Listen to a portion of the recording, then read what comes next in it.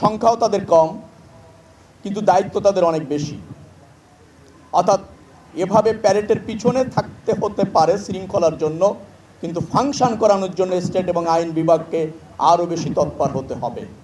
যারা বিজয়ী হবেন, নিশ্চয়ই শুধু ক্রীড়ায় বিজয়ী হবেন না, পারফরমেন্সে বিজয়ী হবেন। এই প্রতিষ্ঠানটি রাষ্ট্রে অত্যন্ত গুরুত্বপূর্ণ প্রতিষ্ঠান। এটার আপনাদের উপরে নির্ভর করে এটার সফলতা, আর আপনারা সফল হলে রাষ্ট্র সফল হয়, সরকার সফল হয়। BIWTA একটি স্বনামধন্য প্রতিষ্ঠান। এই প্রতিষ্ঠানের যে দায়িত্ব রয়েছে তা আপনাদের উপর বর্তায়।